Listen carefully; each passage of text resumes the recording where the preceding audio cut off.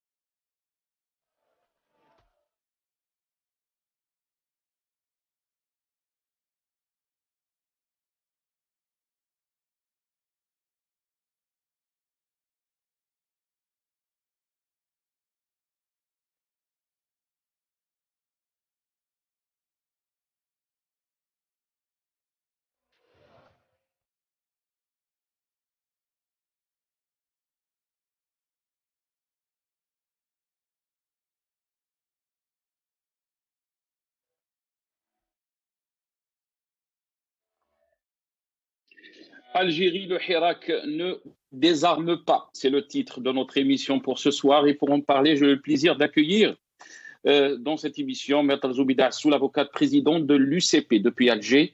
On aura aussi le plaisir d'avoir Nabila Smaïl, avocate et militante politique depuis Alger aussi. Monsieur Mourad Hina, membre du mouvement Rached depuis Genève. Et Hicham Aboud, journaliste depuis Paris. Juste avant de commencer avec Madame Zoubida Assoul, on va essayer juste de voir quelques images de ce vendredi, donc vendredi 110, donc la 110e semaine du Hirak. Et ça, c'était hier. On va essayer de voir ces images et on revient pour commencer avec nos invités.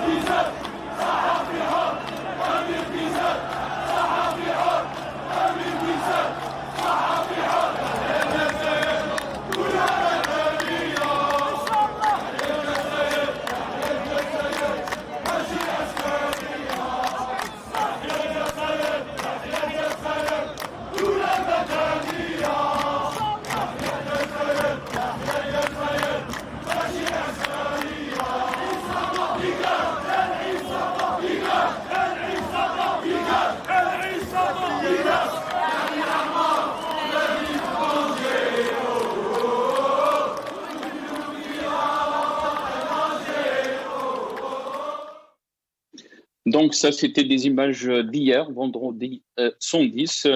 Je vais commencer donc cette émission avec Maître Zoubida Assoul, avocate présidente de l'UCP depuis Alger. Maître Zoubida Assoul, bonsoir, merci d'avoir accepté l'invitation. Marhaba bik.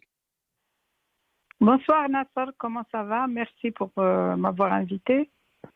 Alhamdoulilah, je vais très bien, Madame Assoul, et je vous remercie beaucoup de nous avoir accordé donc ce temps. Et j'aimerais commencer bien sûr avec le vendredi d'hier, 110e.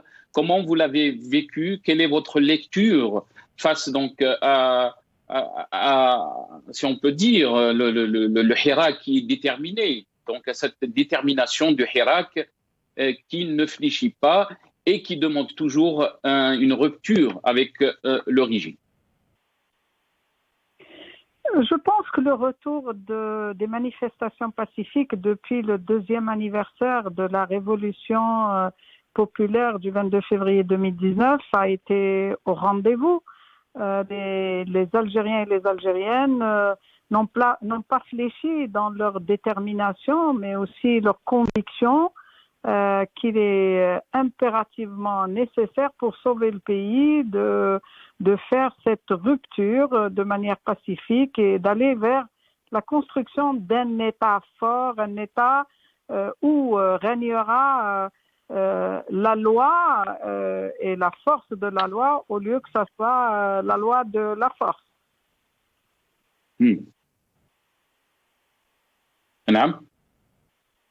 donc...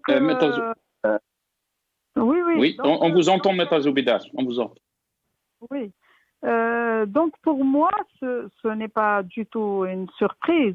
Le Hirak continue, les manifestations continuent, parce que de toutes les manières, l'esprit révolutionnaire n'a jamais quitté l'esprit de millions d'Algériens et d'Algériennes, d'autant plus qu'on ne voit pas sur le terrain des signes du changement tels qu'espérés et scandés par tous ces Algériens et ces Algériennes depuis maintenant 2 années. C'est vrai que l'arrêt temporaire des manifestations pacifiques à cause des mesures sanitaires dues à la Covid, aujourd'hui, beaucoup de gens croyaient qu'après cet arrêt qui a duré quand même une année, que le retour du Hirak beaucoup de gens doutaient, mais moi personnellement, je n'ai jamais douté. Aujourd'hui, le terrain nous démontre encore que la mobilisation n'a pas fléchi, bien au contraire. Vous avez dit, Maître Zoubida Assoul, que vous n'étiez pas donc surprise par le retour du Hirak et aussi son pacifisme. Mais est-ce que vous avez été surprise par les violences qu'on a vues de l'autre côté, des forces de l'ordre, et aussi des arrestations qu'on a vues hier? Oui, de toutes les manières, je pense que le système en place n'a pas d'autre formule. Jusqu'à présent, en l'absence d'une offre politique d'ouverture envers le peuple, envers les revendications populaires, mais aussi une offre politique d'ouverture envers l'opposition qui a fait beaucoup de propositions pour essayer de sortir de cette impasse politique, mais aussi au moins de donner au peuple algérien une perspective de solution politique. Je pense que le pouvoir a prouvé qu'il ne sait rien faire d'autre que la loi de la répression, des poursuites judiciaires et de la judiciarisation de l'action politique et militante des citoyens. Donc, c'est pas non plus une surprise, on s'attendait. Sauf qu'on se dit qu'aujourd'hui, quand même, le pouvoir devrait revoir un peu sa copie et faire sa propre mue, parce que ce n'est plus possible d'affronter un mouvement pacifique par la violence et la répression. Beaucoup ont dit que le peuple est là, est déterminé donc à aller jusqu'au bout de cette révolution, Madame Assoul. Mais de l'autre côté aussi, on est en train de voir un régime, un pouvoir qui va aussi qui suit sa feuille de route, si on peut dire. Il annonce donc les élections du 12 juin, les élections législatives, et il parle d'une nouvelle Algérie. Est-ce que vous pensez que le régime est en total déni face à la situation que vit notre pays? Le pouvoir, de toutes les manières, vous le savez bien, c'est Nasser, que depuis maintenant plus de 2 ans, mais la feuille de route du pouvoir, moi je l'avais dit en juin 2009, qu'on est toujours sur la feuille de route de Bouteflika sans Abdelaziz, quoi. C'est le déni, il se passe rien, l'initiative unilatérale, et aussi le pouvoir a essayé de faire même de la récupération du mouvement populaire en introduisant cet événement de la révolution du 22 février dans le préambule de la Constitution, en croyant que les Algériens pourraient croire vraiment en la volonté du peuple de reconnaître le Hirak. Mais il ne s'agit pas ni de le reconnaître, ni de le constitutionnaliser. L'esprit et la raison aurait dicté à ce pouvoir tout simplement d'écouter les revendications du peuple, de faire cette ouverture, de faire un dialogue national, d'aller réellement par des actions vers la construction d'un État institutionnel, sortir de ce pouvoir personnel, sortir de ce clientélisme, sortir d'une gouvernance complètement, mais alors là, désuète, et une gouvernance qui aujourd'hui a prouvé son incapacité d'apporter des solutions aux problématiques du pays, qu'elles soient d'ordre politique, économique, social ou même sanitaire, parce qu'on voit sur le terrain qu'on ne voit pas cette nouvelle Algérie. On a toujours les mêmes comportements, les mêmes attitudes, les mêmes méthodes. On veut organiser des élections législatives. Pourquoi? Est-ce que l'élection législative, comme toutes les autres qui l'ont précédée, celle du 12-12-2019 ou le référendum sur l'amendement de la Constitution, est-ce que vraiment ils ont résolu la crise en Algérie. Ben non, le terrain, la réalité nous dit le contraire. Aujourd'hui, cette élection, ça ne sera qu'une élection de plus, mais qui ne va rien régler. C'est ce que nous disons en tout cas à l'UCP. Elle ne va rien régler pour la simple raison, c'est que aujourd'hui il y a un problème de confiance entre le citoyen et ce pouvoir en place. Et cette confiance, pour la reconquérir, il va falloir se mettre autour d'une table, essayer de trouver des solutions, discuter des véritables garanties pour organiser des élections libres et indépendantes. Aujourd'hui, ce n'est pas le cas.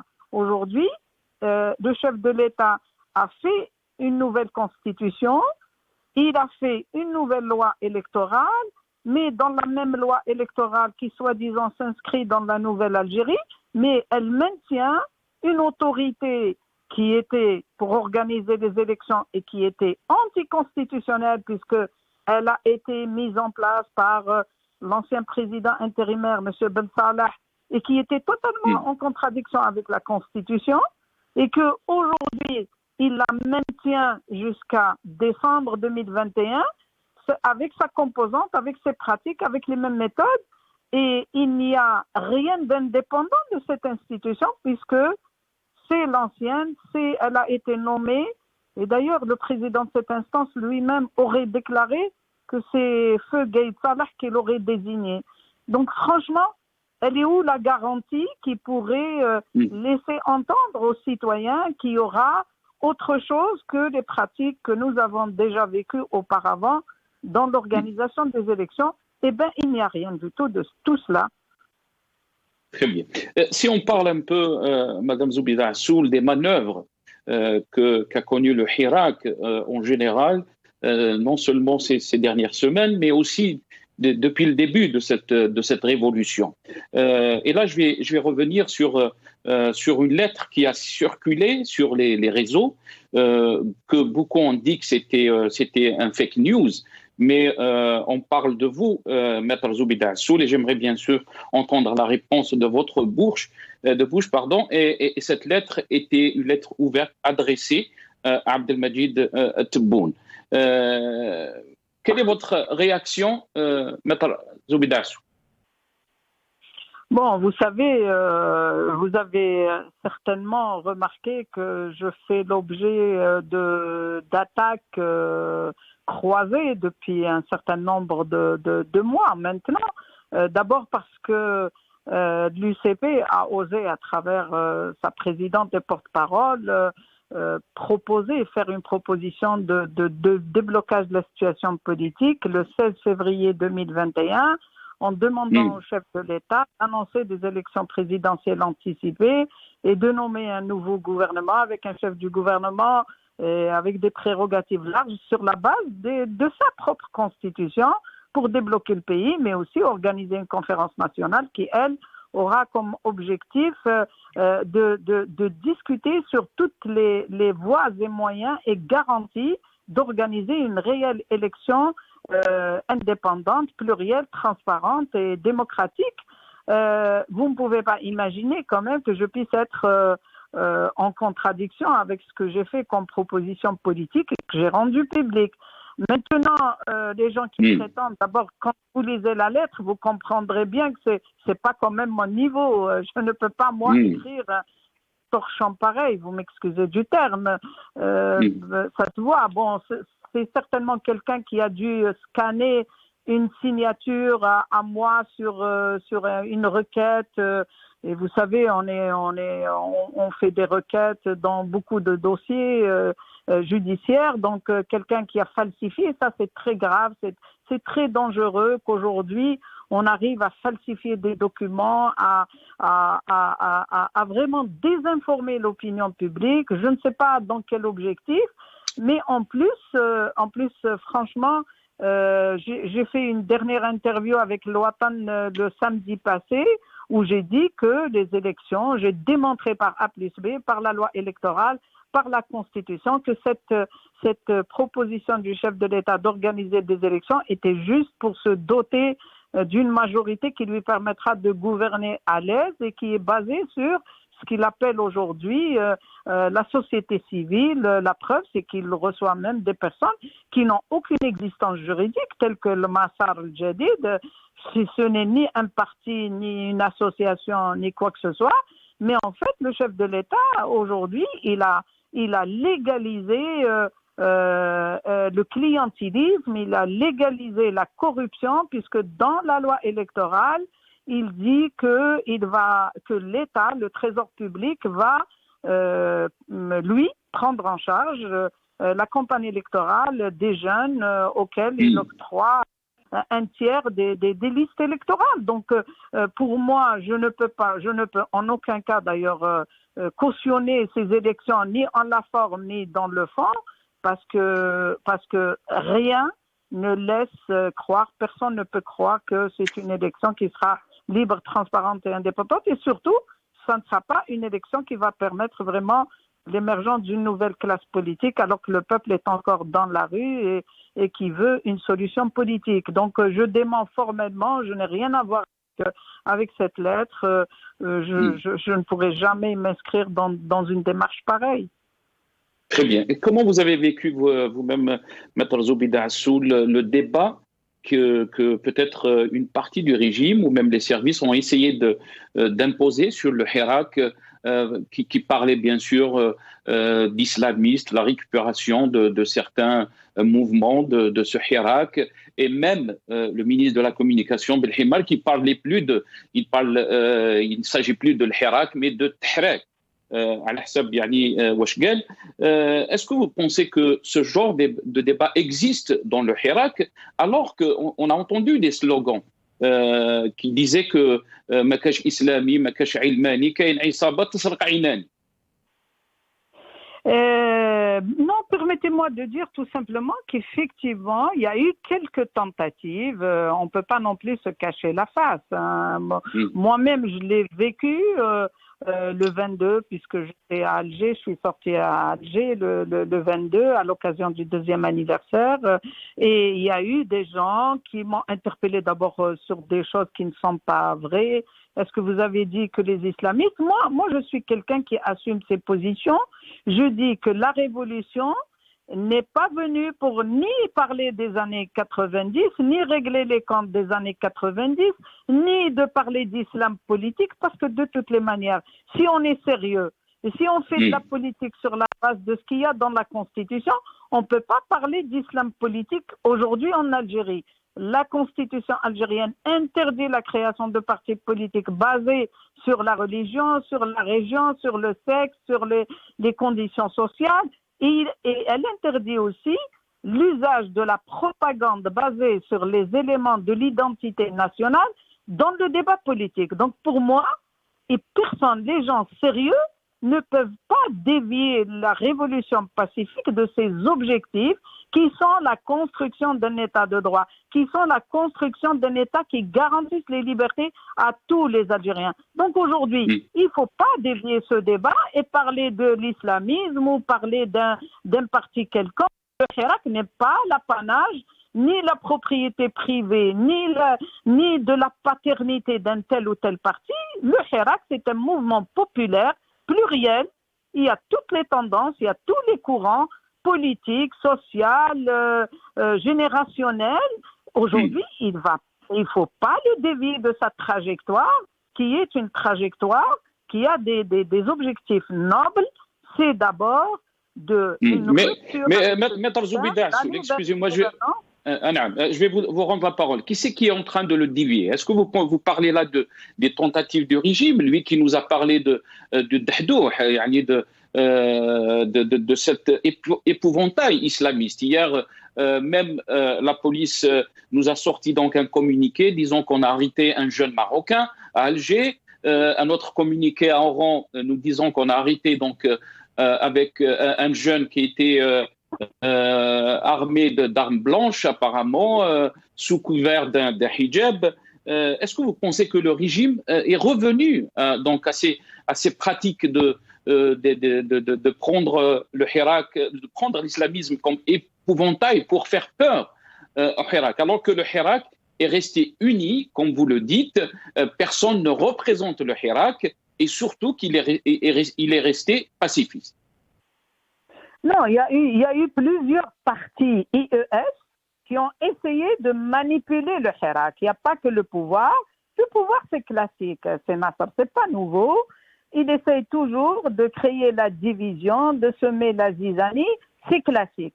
Mais il y a eu aussi d'autres partis. On a bien vu qu'il y avait des gens qui ont été agressés, des journalistes qui ont été agressés, des représentants, par exemple, le comité de soutien pour l'Irdiri qui ont été agressés et ils ont dû se sauver et rentrer dans des immeubles pour échapper à l'agressivité de certains soi-disant hirakistes.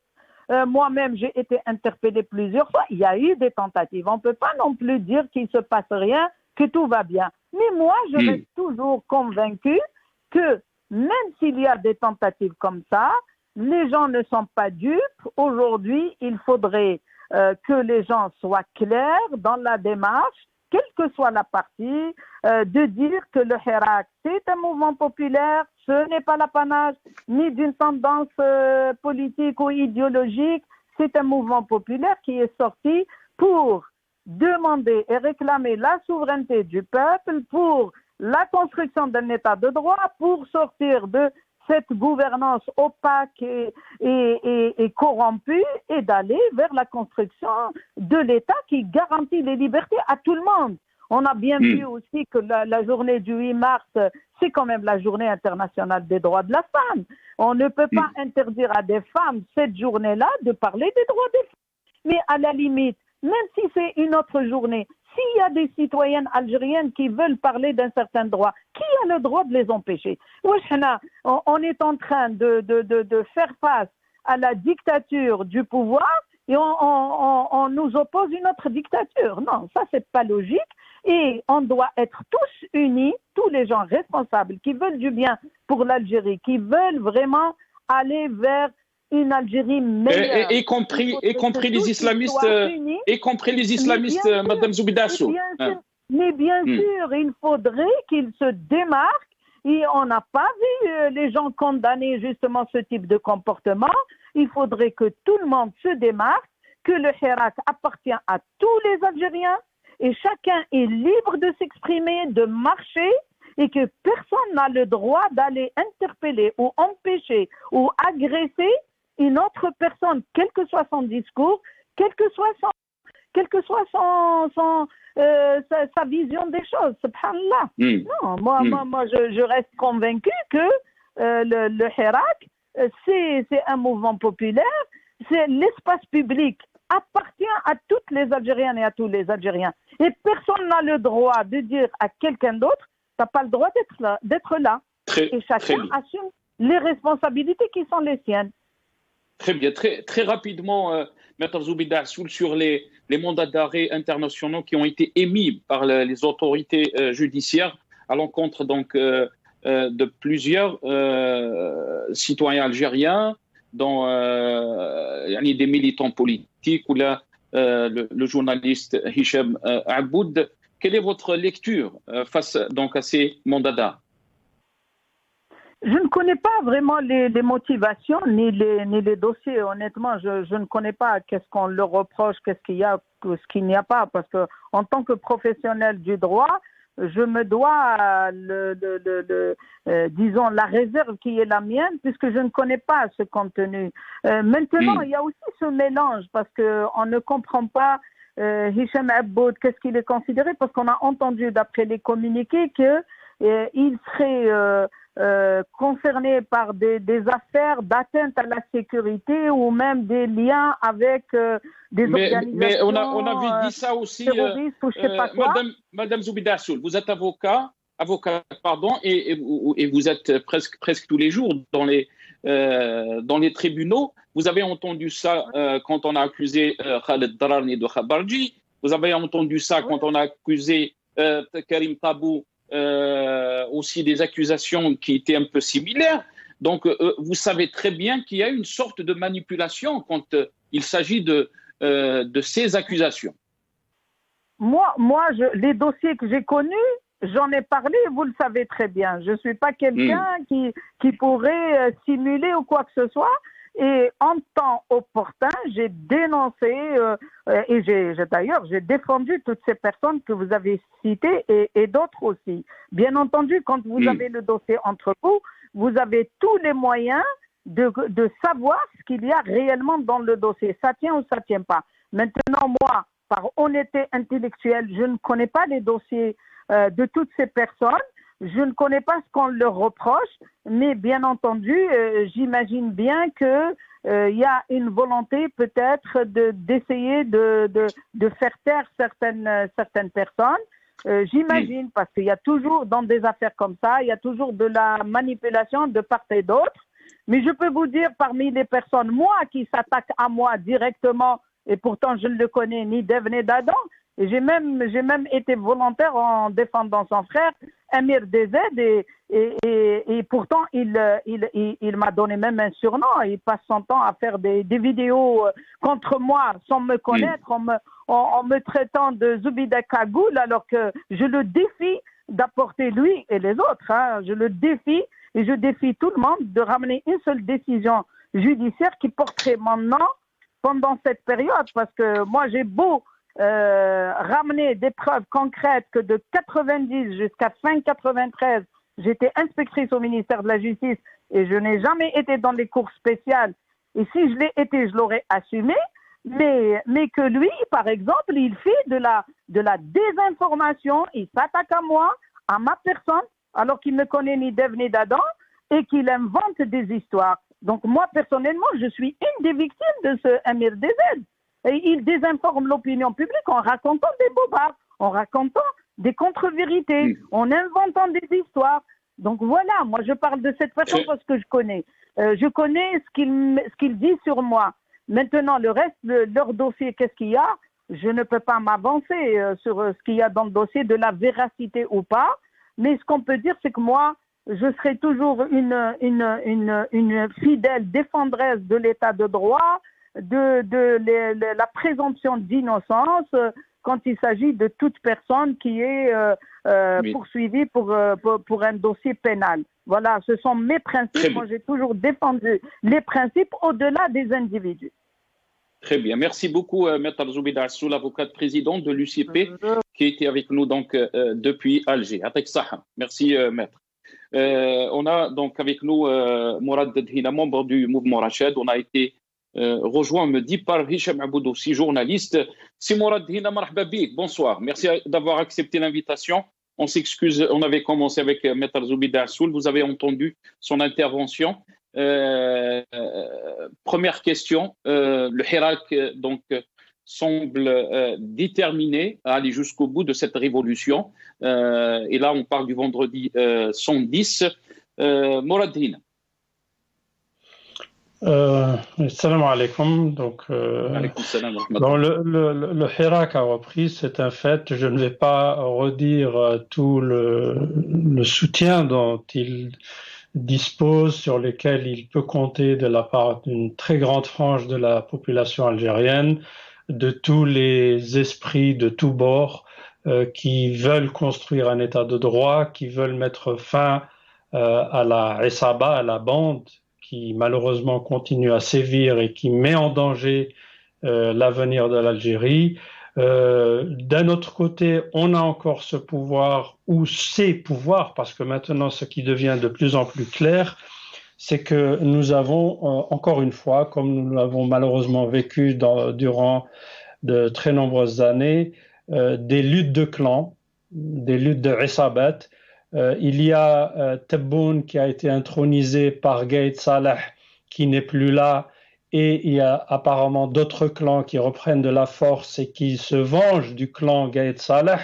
Donc tout ceci, c'est des faits connus, hein, donc l'arrestation de tel ou tel général, l'emprisonnement de Wassini Bouazza, l'arrestation apparemment, c'est du moins les informations qui commencent à remonter à la surface de Ghriss, etc.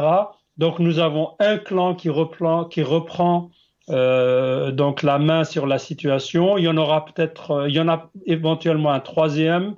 Donc on est encore dans ce magma qui fait que l'Algérie est en fait non gouvernée au sens auquel aspirent les Algériens et les Algériennes qui veulent un État de droit, un État fort, qui travaille pour la souveraineté de l'Algérie, pour sa prospérité, pour garantir les droits de tous les citoyens et citoyennes. Nous en sommes très loin. Donc, et en contrepartie, cet échec de ces isabat, de ces bandes qui continuent à sévir, c'est qu'ils utilisent les procédés les plus abjects pour semer la haine, pour semer la discorde, pour semer le doute, pour semer le désespoir au sein des Algériens. Par exemple, c'est mort.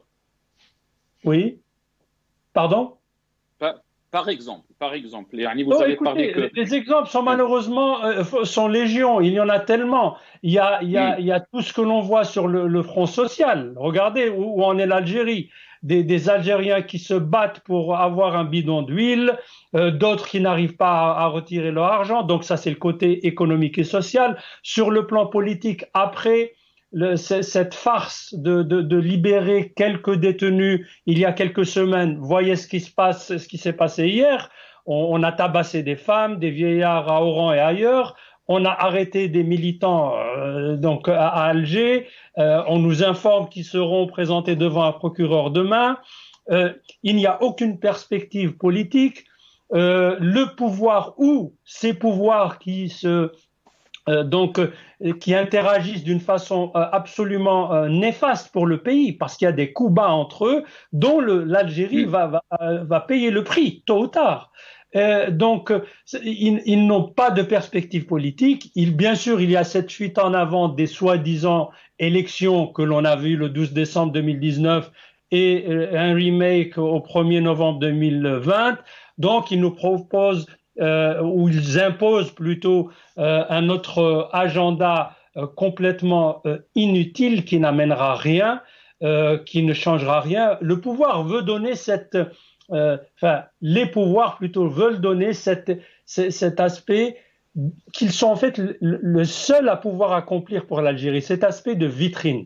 On a entre guillemets un président, on a entre guillemets un parlement, on a entre guillemets une constitution, classe, ça va bien. Alors que ça a été fait par quelqu'un qui, quoi que l'on dise, Tebboune, c'est le mauvais élève de Bouteflika, c'est tout ce qu'il est.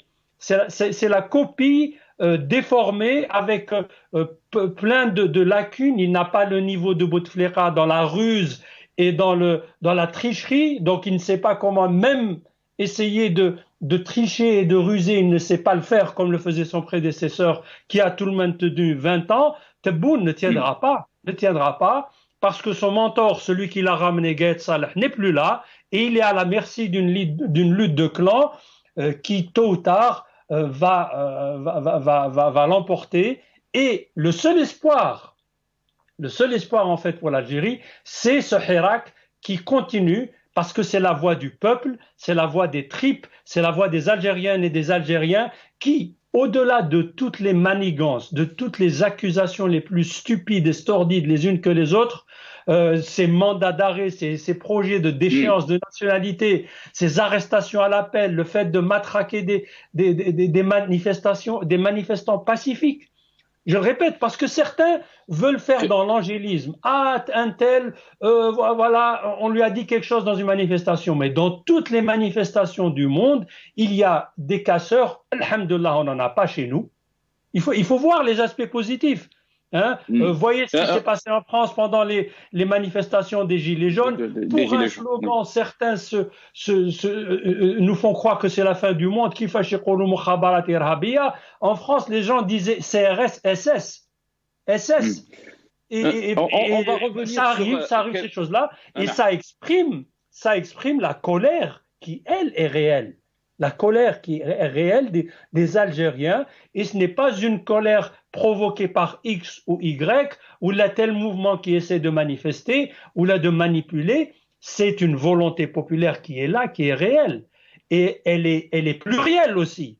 Elle est plurielle, c'est ça. Absolument. On va essayer de poser des questions sur ce contexte aussi, parce qu'il y a eu des accusations. Vous avez entendu ma question à Maître Zoubida Assoul. Je vais revenir à ça avec vous, Mourad Drina. Restez avec nous. Hicham Aboud est avec nous, journaliste depuis Paris. Monsieur Hicham Aboud, merci d'avoir accepté l'invitation. Marhaba bik.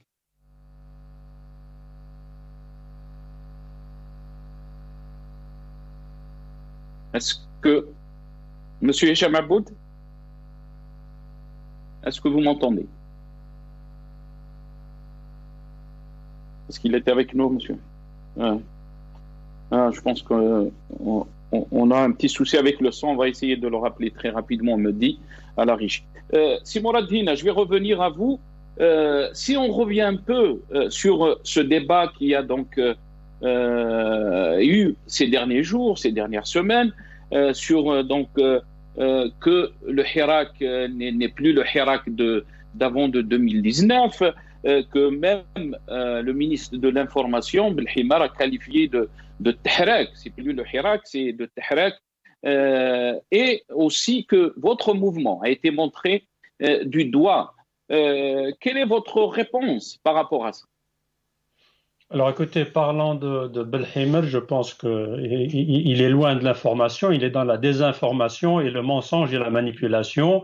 Ce n'est pas nouveau, ces pouvoirs qui sévissent encore en Algérie utilisent les mêmes personnages, recyclent les mêmes procédés nauséabonds que nous connaissons depuis des décennies. Donc ils n'apportent rien, ce sont des gens... Alors, quelqu'un qui se dit ministre, je lui dis, Yassi Belhimar, qui vous a élu votre parti, vous avez été nommé par quelqu'un qui a été ramené par un général qui n'est plus là, donc vous êtes à la solde d'une Essaba, point à la ligne. Donc, je ne pense que ce monsieur ne mérite malheureusement aucune réponse parce qu'en fait, lui, il est c'est un petit peu les bouffons du roi actuel, c'est tout. Alors, pour ce qui est du Hirak, alors les accusations viennent de qui, justement?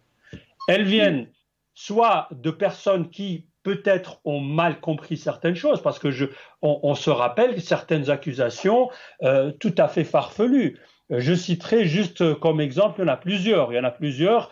Le jour où des journalistes ont été agressés, certaines donc officines connues ont tout de suite dit, je parle de l'agression de la journaliste Linda Abou et d'autres, Rachad a agressé des journalistes.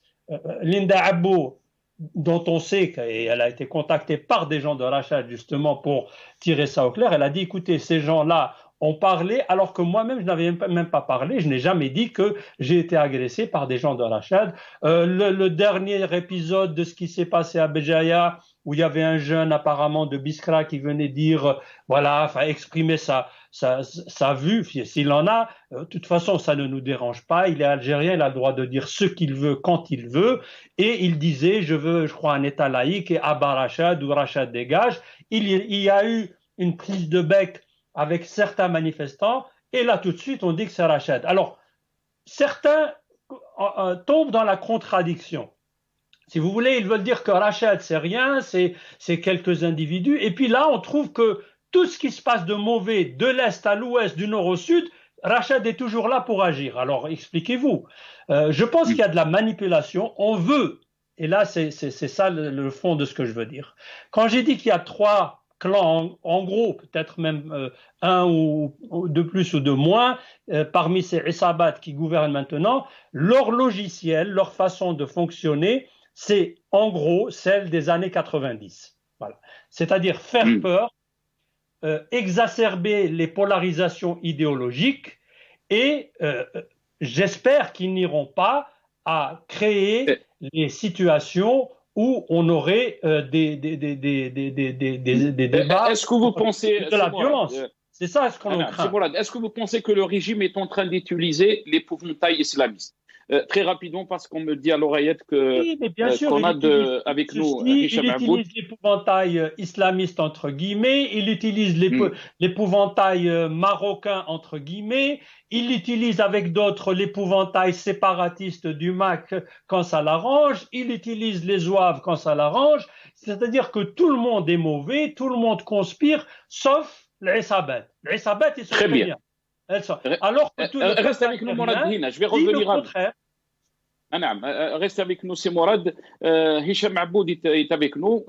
C'est Hicham, marhaba bik, merci d'avoir accepté l'invitation.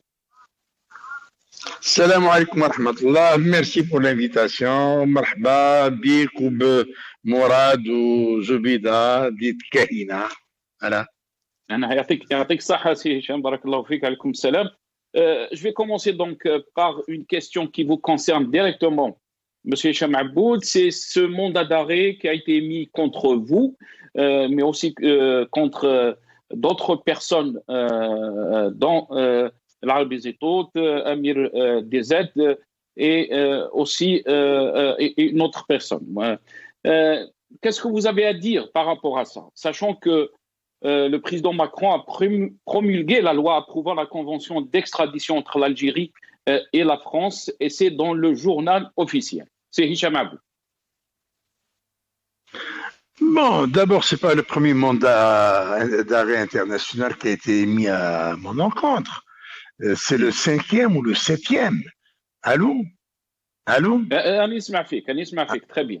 Oui, d'accord. Alors, donc, je vous disais, c'est pas le premier mandat d'arrêt international qui a été émis à mon encontre. Je suis au 5e ou au 7e, parce que bon, je suis au courant de celui de 2017, quand j'étais arrêté à Casablanca, où un mandat Interpol a été lancé à mon encontre, mais les policiers marocains ont vérifié avec Interpol et il s'était avéré que le mandat a été rejeté par Interpol puisque le motif était d'ordre politique. J'étais accusé d'atteinte aux intérêts, d'atteinte à la sécurité nationale, à l'intégrité territoriale et au bon fonctionnement des institutions. Un truc complètement bidon, ce qui prouve le niveau de ceux qui ont émis ce mandat. Et Zormati était derrière ce mandat. À l'époque, il était procureur général de la Cour d'Alger. Par la suite, un deuxième mandat a été émis à mon encontre, comme le motif politique est rejeté, donc ils ont essayé de trouver un motif de droit commun. Alors, ils ont mis comme motif l'émigration clandestine. Et ça s'est passé au mois de février 2018. En quittant le Maroc, donc quand je suis rentré à Verrières, quand j'allais sortir, eh bien on me dit il y a un mandat d'arrêt, la même chose, ils vérifient auprès d'Interpol, ils téléphonent à Lyon, etc. Et ils leur disent non, c'est rejeté. Parce que le motif était grotesque. Accuser quelqu'un d'immigration clandestine alors qu'il est porteur d'un passeport en bonne et due forme établi, délivré par les autorités algériennes, et titulaire d'une carte de séjour délivrée par les autorités françaises, où est l'immigration clandestine? Ce sont des imbéciles, des idiots qui donnent n'importe quoi. Par la suite, ils ont émis un mandat d'arrêt à mon encontre qui a été rejeté. C'est après ma condamnation à 10 ans de prison par le tribunal de Tébessa. Et aussi, quand j'ai été condamné à 7 ans de prison tout récemment, c'est la même chose, ça a été rejeté. Et maintenant, qu'est-ce qu'ils trouvent d'autre? Eh bien, ils retournent à leur fonds de commerce. Leur fonds de commerce, c'est quoi? C'est le terrorisme. Et quand on dit de fonds de commerce terrorisme, on voit tout de suite le général Toufik et le général Khaled Nassar, deux généraux qui ne méritent pas leur grade parce qu'ils travaillent avec des imbéciles. Allô? Allô? Non, je vous entends, je vous écoute, Siege. Anis Mafik. Allô? Oui, je vous entends très bien. Je vous entends. Hicham Aboud, est-ce que vous êtes avec nous? Je pense qu'on a un petit souci. C'est Mourad. Je vais revenir à vous. Donc, comment expliquer ces mandats d'arrêt, Mourad Hina, surtout qu'on a vu dernièrement la visite de la ministre suisse de la Justice et de la Police en Algérie. Elle a eu un entretien avec le ministre de la Justice, Zarmati, et M. Abdelmajid Tebboune. Alors, il faut tout d'abord remettre certaines pendules à l'heure, que ce soit la visite de la ministre, la conseillère fédérale suisse, donc Madame Karine Sutter, ou bien donc en Algérie, ou bien la promulgation de la convention d'extradition. Ça, c'est le flou qu'essaie la Issaba de faire. Donc entrer dans le débat. Ces deux choses n'ont rien à voir avec la situation actuelle des mandats d'arrêt. Donc, pour ce qui est de la convention d'extradition entre l'Algérie et la France, je rappellerai qu'elle a été signée côté algérien par un certain Tayeb Louh, qui est lui-même en prison. D'accord? Donc ce n'est pas une chose nouvelle. Elle introduit certaines restrictions à la convention de 1964 entre la France et l'Algérie, qui a trait notamment à des précautions ou à des conditions mises par la France sur les gens qui risquent la peine de mort lors de leur extradition. Donc c'est bien sûr un hasard du calendrier qui, bien sûr, à la méthode des Isabat, veulent montrer que la France, elle a changé. Une loi ne se change pas d'un jour au lendemain comme ça. Elle a un cheminement, et je dis bien que celui qui l'a signé au début, je crois que c'était en janvier 2019, juste avant le Hirak, c'était Tayeb Louh, ex-ministre de la Justice de l'époque, qui est aujourd'hui lui-même emprisonné. Donc cette convention n'a rien à voir avec la situation actuelle. Côté suisse, il y a d'autres dossiers qui ont été discutés, et la visite de la conseillère fédérale a été à sa demande, parce que la Suisse a en fait un grand problème que l'Algérie ne veut pas résoudre, c'est le rapatriement des personnes qui sont arrivées chez elle sans papier, et que l'Algérie ne veut pas, enfin l'Algérie, le pouvoir des Isabat ne veut pas reprendre, ils les reconnaissent même pas comme algériens, parce qu'ils veulent faire pression sur le gouvernement suisse en lui disant on pourrait considérer faire ça si vous nous livrez d'autres personnes. Bon, je n'en dirai pas plus, qui ne se fait pas dans un état de droit. Mais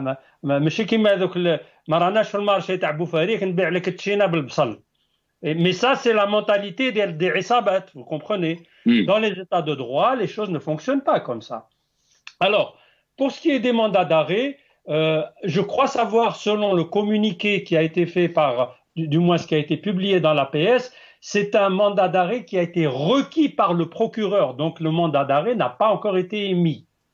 Donc, on attend le cheminement juridique de l'affaire. Il est fort possible qu'il soit en fait émis par le juge d'instruction qui est en charge, entre guillemets, de ce dossier. Alors, dossier, il n'y en a pas. Il n'y en a pas. Très bien. C'est moi. Nous connaissons tous Hicham Aboud. Amir, on peut ne pas laisser les accuser, on va lui donner la parole, Simorad. Simorad, on va donner la parole à Hicham Aboud, parce qu'on me dit que il est prêt par le temps. On va le faire intervenir après. Je vais vous redonner la parole, Morad Hina. Hicham Aboud. Oui. Désolé, on a été coupé. Donc, vous disiez qu'il y avait plusieurs mandats d'arrêt contre vous. Mais revenons à ce dernier. Ce sont des mandats qui sont rejetés pour la simple raison que l'autorité émettrice de ces mandats, c'est une autorité composée d'ignares. C'est des gens qui ignorent tout du droit international. Et quand on parle de convention algéro-française en matière d'extradition, il faudrait lire l'article 4 de la loi d'exécution, de la loi exécutive de cette convention. Elle interdit toute extradition quand il s'agit d'un motif politique. Et là, le motif politique est apparent. Comment, du jour au lendemain, on découvre que Hicham Aboud est un terroriste? Comment Hicham Aboud adhère dans une organisation dirigée par un agent du DRS qui était soi-disant condamné à mort? Non, c'est tiré par les cheveux, tout ça. Ça prête à rire, mais aussi ça prête à pleurer sur l'Algérie qui est dirigée par des ignares de cette espèce qui ne savent même pas monter un dossier pour demander l'extradition d'un homme ou quel qu'il soit. C'est-à-dire, tout ça, d'ailleurs, hier, le peuple algérien a su leur répondre. En scandant non, hein, le peuple leur a répondu. Ni ce pouvoir, ni cette presse stipendiée, rampante, cette presse composée d'opportunistes, cette presse composée de criminels, de complices de criminels. Hein, ils n'ont pas réussi à influencer l'opinion publique, ils n'ont pas réussi à avoir de l'effet sur l'opinion publique. Donc, toutes ces histoires de mandat d'arrêt, etc., ça déshonore l'Algérie. Et ces gens sont en train de déshonorer l'Algérie. Donc, moi, ça n'a aucun effet sur moi. Voilà. Très bien. Vous avez dit, Hichem, que le peuple leur a répondu. Quels sont les messages forts à retenir donc du vendredi, son 10e vendredi? On a vu quand même les Algériens sont sortis nombreux dans presque toutes les villes algériennes, mais aussi de l'autre côté des arrestations, de la répression contre des vieux, contre des femmes, des enfants. Alors, d'abord, le premier message à retenir, c'est que le peuple algérien est mobilisé plus que jamais pour faire tomber cette bande de voyous qui s'est imposée par la force à un peuple pacifiste. Le deuxième message, c'est que ce régime n'arrive pas à se maîtriser et à maîtriser ses nerfs. Les agressions et les actes de répression dont ont été victimes certains manifestants dans certaines villes prouvent bien que le régime ne sait rien d'autre, n'a pas d'autres arguments que d'utiliser le bâton, que de réprimer, que d'emprisonner. Maintenant, il ne peut plus emprisonner pour la simple raison qu'il a eu des mises en garde de la part du Haut Commissariat des droits de l'homme de l'ONU. Il est ligoté. Il ne peut plus arrêter les gens pour avoir écrit un statut sur Facebook ou avoir émis une opinion sur YouTube. Alors, qu'est-ce qu'il fait? Il fait soi-disant dans l'anti-émeute. Donc, quand il tabasse, c'est comme s'il faisait de l'anti-émeute, ce qui est un petit peu toléré partout dans le monde, c'est pratiqué par toutes les polices du monde. Or, le Hirak n'obéit pas à la règle anti-émeute parce qu'il n'y a pas d'émeute au Hirak. Au Hirak, ce sont des gens qui sortent manifester pacifiquement, qui chantent, qui mettent de l'ambiance, tout en mettant dans la gêne cette bande de voyous qui s'est imposée à l'Algérie par la force de la répression. Voilà. Très bien. Et ceux qui essayent de douter donc de la force de ce Hirak, qui disent jusqu'à quand vous allez rester dans les rues, vous allez marcher, qu'est-ce que vous avez à dire? Est-ce que très bonne question, très bonne question, c'est ça. Alors, à cela, on leur rappelle qu'une bonne partie de la bande est en prison sous la pression du Hirak. Et que la deuxième partie de la bande rejoindra les prisons de Harrach, de Qli'a et d'autres, toujours sous pression du Hirak. Maintenant, le Hirak doit passer à une seconde étape. Parce que ce pouvoir, c'est un pouvoir méprisant. Il a beaucoup de mépris pour les Algériens. Il faudrait passer à une seconde étape. Passer à des actes toujours pacifiques, mais qui vont être des actes très forts pour marquer d'abord les esprits de l'opinion publique nationale et de l'opinion publique internationale. Des sit-ins, par exemple, sont recommandés. Des manifestations qui sortent de plus en plus, parce qu'aujourd'hui les gens sont au chômage, les gens ne travaillent plus, les gens, de toute façon, aujourd'hui, les gens ont du temps pour pouvoir sortir manifester et faire dégager cette pègre qui est au pouvoir. Donc, c'est pas à moi de dire ce qu'il faut faire, mais il y a une élite à l'intérieur du pays. Moi, quand j'ai entendu parler j'écoute parler Brahim Alem, j'écoute parler Malik, le jeune, le fameux jeune Taklito, c'est ça l'élite. Plus, il y a aussi quand même des hommes et des femmes qui sont sur le terrain et qui luttent. Donc, c'est à ces gens de s'organiser et de voir comment passer à une seconde étape du Hirak pour faire entendre raison à cette pègre qui refuse d'écouter la rue et qui, avec ses relais médiatiques stipendiés, veut faire croire que tout va bien, que ces gens qui sortent manifester par millions tous les vendredis et tous les mardis, ces gens finalement ne représentent pas le peuple, alors que eux, ils sont incapables de réunir une dizaine de larbins pour les applaudir devant tout le monde. Ils sont incapables de les réunir. Voilà. Très bien. Est-ce que vous êtes, très rapidement, est-ce que vous êtes donc optimiste, Hicham Aboud, que le Hirak ira jusqu'au bout de sa révolution? Écoutez, par la force des choses, on est optimiste parce que nous sommes au milieu du gué aujourd'hui. Nous sommes au milieu du gué. Le Hirak a réussi à faire tomber une partie de la bande qui dirigeait cette paire qui dirigeait l'Algérie, qui s'est imposée à l'Algérie. Reste la deuxième moitié, il faut la faire tomber, tout simplement. Et on ne peut pas faire marche arrière, on ne peut pas revenir en arrière, d'une part, parce que si on revient en arrière, c'est parti pour 30 ans encore. C'est parti pour 30 ans. Donc, il est temps de poursuivre, de continuer. Nous sommes à mi-chemin. Nous sommes à mi-chemin. Donc, il n'est pas permis de s'arrêter. Il n'est pas permis de faire marche arrière. Il est vrai que nous sommes arrivés, comme le dit dans une révolution, il y a une marche, il y a ceux qui tombent, il y a ceux qui trahissent, il y a ceux qui continuent. Et ceux qui continuent, ce sont eux, ils sont plus nombreux et ils finiront par triompher.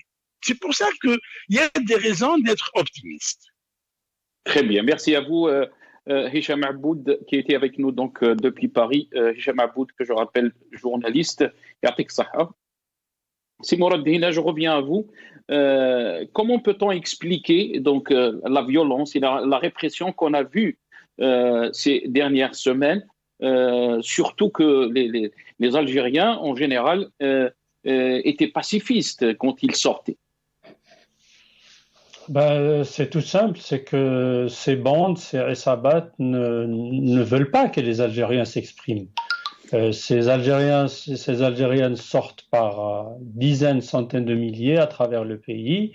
C'est leur droit absolu, c'est leur pays. Ils sont disciplinés, ils s'astreignent à un pacifisme absolu, total. On n'a jamais vu une révolution populaire qui a été aussi pacifique à travers toute l'histoire moderne, dans tous les pays du monde. Et malgré cela, nous avons un pouvoir ou des pouvoirs avec plusieurs têtes. Et c'est peut-être ça qui explique les différences entre les régions, entre les jours, entre des discours qui peuvent laisser entrevoir une issue plus réaliste à la situation et des discours de va-t-en-guerre, des discours d'utilisation d'une façon outrancière de l'appareil judiciaire qui reste encore une justice aux ordres et au téléphone, comme cette histoire des mandats d'arrêt contre les 4 collègues à l'étranger. Donc ce pouvoir, en fait, ne maîtrise que l'appareil de la répression. Et ce genre de pouvoir, vous savez, l'histoire est claire. Soit vous avez un pouvoir fort qui arrive à engranger du progrès au moins économique et social pour le pays. Il y a des pays qui sont fermés, qui laissent très peu de place aux libertés. Le meilleur exemple étant par exemple la Chine. Mais c'est des pays qui ont des économies qui sont les plus puissantes, qui évoluent de la façon la plus rapide au monde, qui assurent une prospérité qui se voit de jour en jour. Donc même s'il y a de la répression, ces régimes ont de quoi s'appuyer. Les nôtres n'ont rien. Dans peut-être 1 an, dans 2 ans, c'est la faillite dans ce pays. C'est la faillite absolue. Ils ne pourront même pas assurer le minimum vital aux citoyens et même ceux qu'ils tiennent. Parce qu'il ne faut pas oublier que comment est-ce que ce pouvoir tient? C'est en engageant des jeunes Algériens qui n'ont aucune autre perspective dans des services de sécurité, dans des services pour réprimer le peuple. Alors ce n'est pas pour attaquer ces jeunes qui vont là-bas.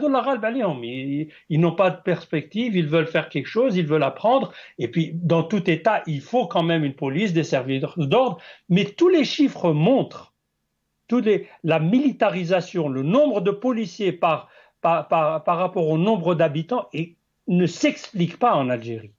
Ne s'explique pas. Il ne s'explique que par la politique qui repose sur une économie de rente, donc on a le pétrole, on a de quoi engager des gens pour réprimer le peuple et pour acheter une partie du peuple, je dis bien une partie, hein, on aura quelques 2, 3, 4 millions de personnes qui vont voter en juin, mais ça ne pèse rien.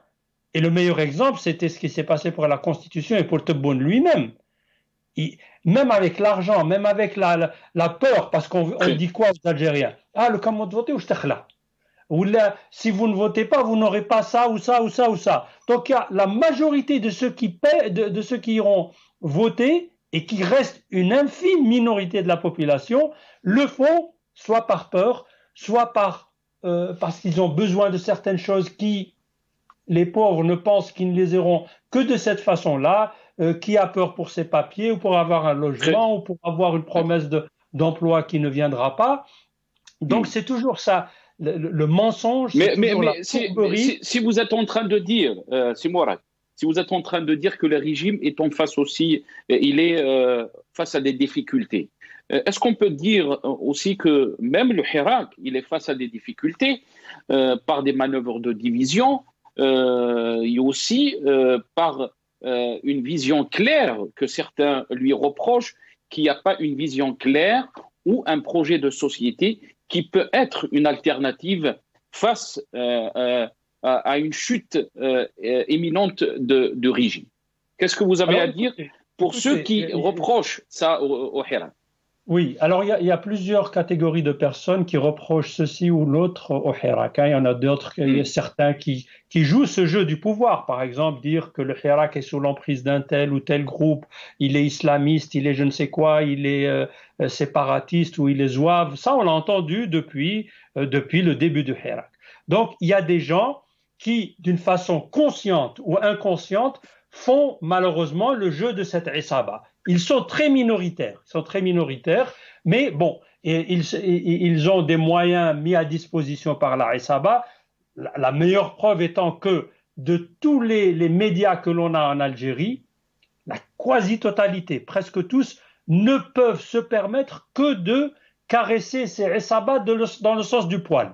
Ils ne peuvent rien dire d'autre qui pourrait être compris par ces Isaba comme soutenant le Hirak. Donc, et on a vu des énormités, comme par exemple lors du retour du Hirak le 22 février 2021, il disait que le peuple est sorti pour fêter cet événement et aussi fêter presque Tebboune et sa Isaba. Donc, je pense que la majorité des gens qui activent sincèrement dans le Hirak, ils sont conscients des enjeux, ils sont conscients des difficultés, ils sont conscients des défis et ils font face à plusieurs défis, à plusieurs embargos, si vous voulez. Par exemple, sur le plan international, il y a un embargo sur le Hirak. Et là, je dirais tant mieux pour nous. Pourquoi tant mieux? Parce que ceci nous prémunira contre l'ingérence étrangère. En quoi représente cet embargo, c'est moi? On parle pas du Hirak algérien dans certains grands médias. Je citerai comme exemple, un exemple pour aller droit. La chaîne Al Jazeera, qui était la championne des révolutions, des datata, etc., elle fait la sourde oreille concernant l'Algérie. Elle s'en éloigne.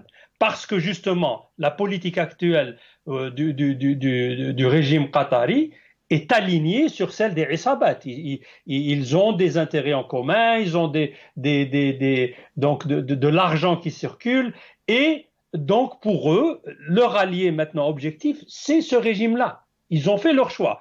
Pour nous, tant mieux. Je dis bien pour le Hirak, nous n'avons pas besoin de leur soutien et surtout ce soutien international. Il y a par contre des acteurs qui restent quand même lucides.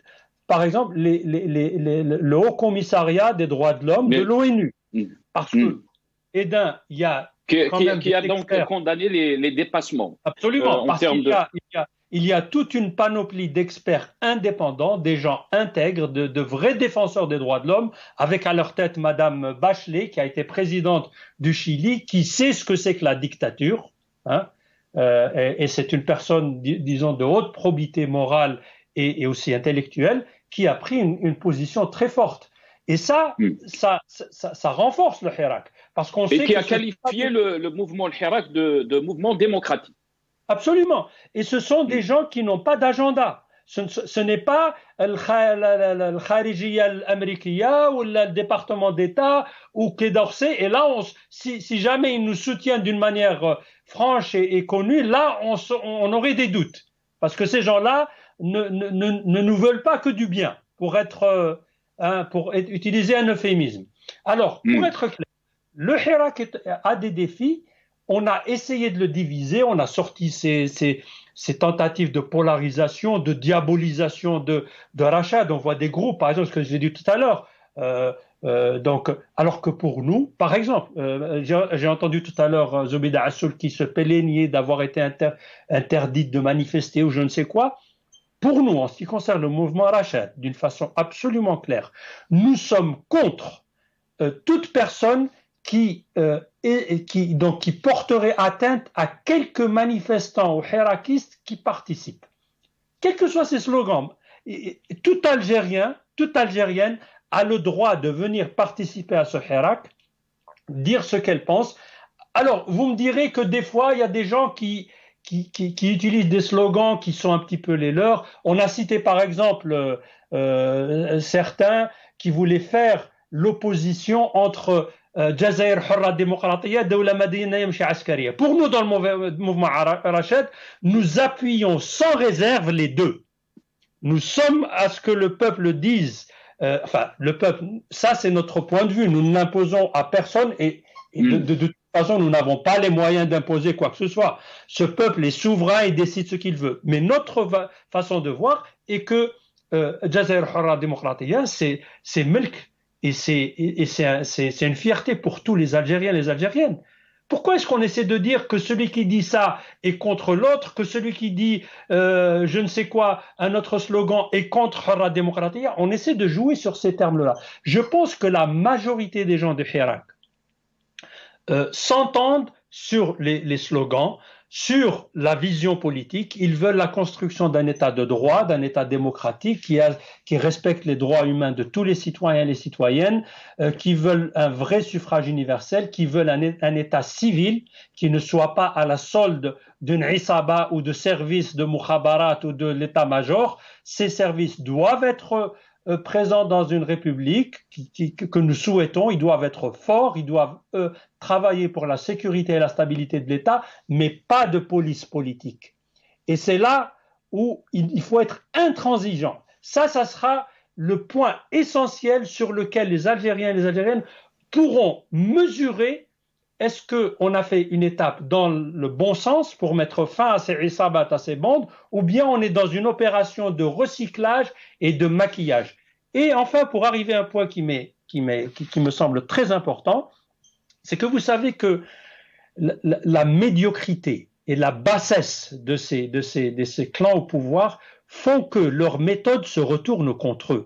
Ils ont essayé de diaboliser Rachad, ils essaient de diaboliser Hicham Aboud ou je ne sais qui, ou Amir, etc., qui sont des gens avec leurs qualités et leurs défauts. On n'est pas pour sacraliser qui que ce soit. On n'est pas pour dire que Mourad Hina ou Zetot ou Tabou ou Hicham Aboud, tout ce qu'ils disent c'est à prendre 100%. On est des gens avec nos qualités, nos défauts, mais réunis, et c'est ça ce qui est important. Réunis ensemble avec la concertation, me reste pas beaucoup de... on peut arriver tous ensemble quelque chose. Il ne me reste pas beaucoup de temps, on va essayer de profiter pour avoir le maximum donc, de questions dans ces quelques minutes qu'il me reste. Mais vous avez dit qu'il y avait un embargo donc, des médias étrangers concernant le Hirak, la couverture du Hirak. Mais ce qu'on a constaté, il faut le dire, Mourad, c'est qu'il y a eu quand même un changement qui était précis ces dernières semaines, surtout avec la reprise du Hirak. On a vu par exemple Al Jazeera couvrir le Hirak et parler de milliers de centaines de milliers d'Algériens qui sont sortis pour un changement radical du régime. On a vu même un journaliste de France 24 qui a été arrêté parce qu'il faisait son travail, et France 24 commençait à parler du Hirak très positivement. On a eu un changement très positif des médias étrangers et que je ne pense pas qu'il faut le nier. Par contre, les médias algériens sont restés sur leurs agendas. Alors, écoute, je comprends très bien ce point. Alors, quand je parle d'embargo, il y a des fois des déformations. Par exemple, le fait de vouloir jouer par certains médias. Je citerai même l'AFP, par exemple, qui a repris des dépêches pratiquement pour donner du crédit aux Essabat. C'est-à-dire, ils essaient de mettre en valeur avec des termes tendancieux. Ils voulaient faire créer de la zizanie, comme insister sur ce soi-disant problème au sein du Hirak en l'amplifiant, le rôle des islamistes, etc. Alors, mais c'est Mourad, on a vu même Belhimar convoquer le bureau de France 24 à Alger et le menacer. C'est Nassar. Ça, c'est du décor. Ça, c'est du décor parce qu'on saura très bien que quand. Est-ce que vous pensez que ce n'est pas une chose très positive pour le Hirak, le fait que ces médias lourds relaient la vérité, donc ce qui se passe en Algérie, alors qu'auparavant, on ne les a pas vus impliqués dans cela. Alors, est-ce que vous pensez que ce n'est pas une chose qui est très positive et que de l'autre côté aussi, ça fait peur au régime parce qu'on parle des médias lourds, on parle de l'image de ce régime, lui qui fait tout et même qui dépense beaucoup d'argent pour son image. Qu'est-ce que vous pensez, c'est Mouradine? Alors, je vais être clair. Quand je parle d'embargo, peut-être le mot a été un peu fort.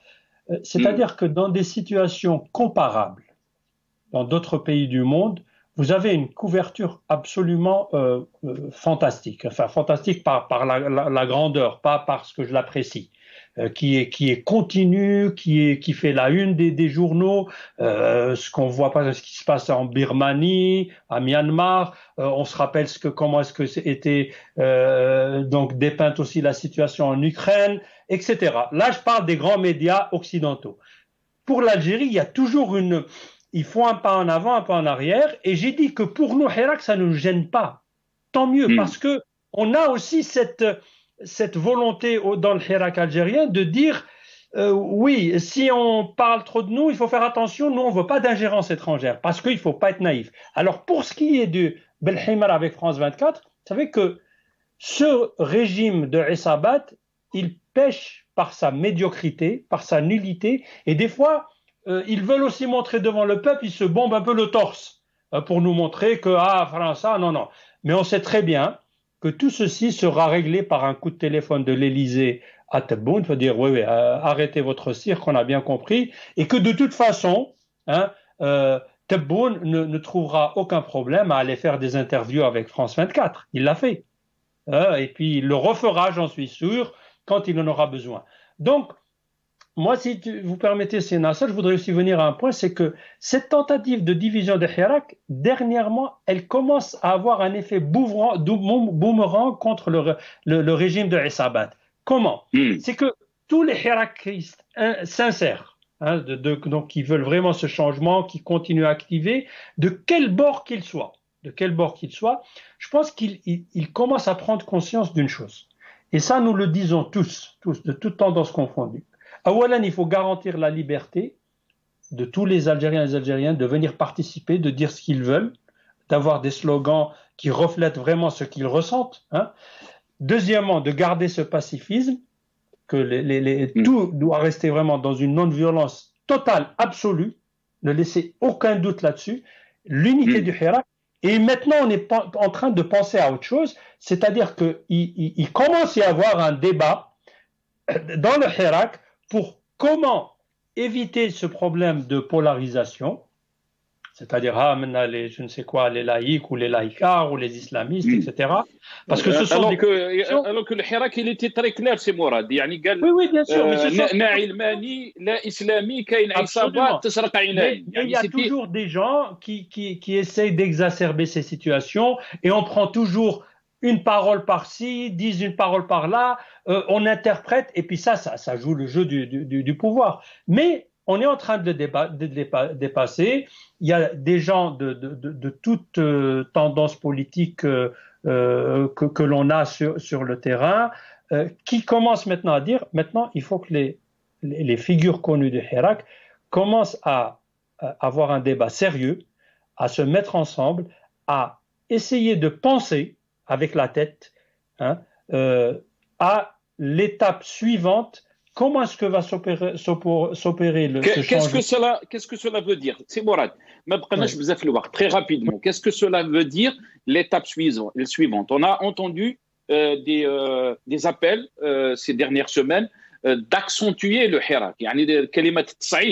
Le mot Tsaïd. Est-ce que vous parlez de ça ou vous parlez d'autre chose? Vous êtes en train de parler peut-être d'une... Ceci est un aspect, je dirais, technique. Rajouter un jour, ça c'est des aspects techniques qu'il faut laisser aux gens selon leurs possibilités. Moi, ce dont je pense, même la solution à la crise actuelle, du point de vue politique, elle est facile. Elle est facile. La solution, il y a eu beaucoup d'ébauches qui ont été faites. Le Hirak, les figures du Hirak ont parlé de plusieurs voies que l'on peut suivre. Le blocage a été toujours du côté des Isabat. Pourquoi je dis ça? Parce que le Hirak, il ne faut pas l'oublier, il privilégie jusqu'à aujourd'hui, et je pense qu'il restera sur cette voie, la solution négociée avec ce pouvoir. Parce qu'on est conscient qu'on ne veut pas le chaos dans notre pays. Et c'est ce que nous disons à chaque fois. Nous espérons qu'il y a dans ce pouvoir, dans ces clans, des gens qui vont dire arrêtons maintenant, allons dans une négociation, dans un dialogue ouvert, dans un processus politique qui englobe tout le monde et trouvons une solution. Vous savez que Si Mahri Allah yarhamou, il disait à une certaine époque que le pouvoir doit faire attention parce que il viendra peut-être un jour où il n'y aura pas des gens sensés dans l'opposition avec qui il va dialoguer.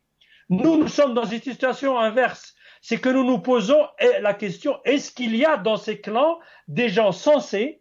Parce qu'il y a tellement de gens qui ont complètement perdu la tête dans ce pouvoir, on se demande où c'est qu'ils vont aller.